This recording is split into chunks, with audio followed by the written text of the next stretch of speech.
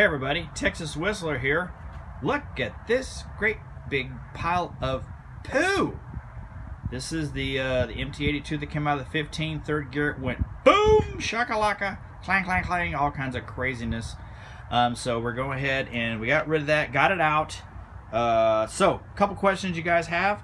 I had the local guys that was asking how it was going. I had a couple issues going through. We had some bad weather. It's cold here in Texas. So when we say cold, we mean like 50 degrees. You guys up north don't want to hear no smack smack. 50 degrees is cold for us down here.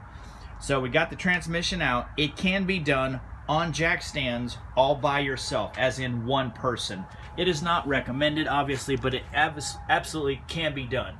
You need jack up one side. You got to get it up pretty high up off the air there because you got to get the tranny out. That was the big thing, was getting the tranny out. Highly recommend. I bought a 800-pound transmission jack, tranny jack from Harbor Freight. Worked really good. I think the thing was on sale for like $50, something like that. So it worked very good. Very much of a handyman there. And they don't talk back to you. You don't have to give them beer or nothing like your friends want. So this is the RXT clutch that we took out. I've got a couple questions I got to ask my clutch guy before I actually put the stuff back in the new clutch. And I've got the new RXT. It's just 26 line versus the 23. So the reason we all go to Mexico and race is because Tremec is made in Mexico. Had no idea. Pretty cool. So you go to Mexico and race, and then you blow your transmission out. You can hop over to Tremec and get your new transmission. And greetings and salutations coming out of this box here. This, my friends, is a complete kit for a 2015.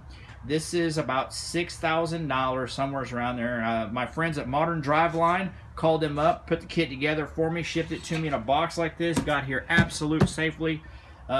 Did really great. You guys really treated me well. So it's got your T56. Even though this thing looks little, it actually, the XL, it's a Magnum XL, and the XL is the part on the back there. See how long it is? So it's very long on the back, just to accommodate the shifter being back there for the 05 and up cars. That's what it is. 700 foot-pounds of torque. They said, and I've seen 1,000 horsepower guys run these things with great success, and they said, though, you can power shift them at 8,000 RPM. We'll see about that, what we gonna do.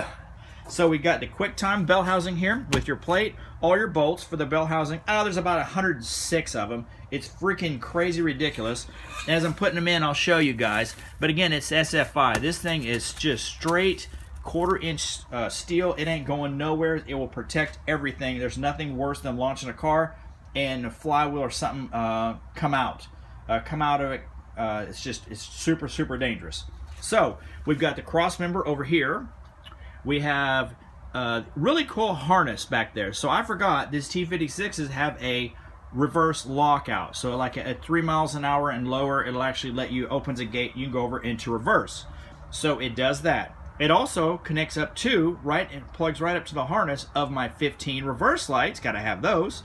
And then also it gives the signal for your speedometer. I called up my friends at Lund Tuning. He sent me a file there. He said, hey, this is the different gearing and sign. So that way, once I go into 6th gear, my cruise control will work. Sent me a file. We're good to go.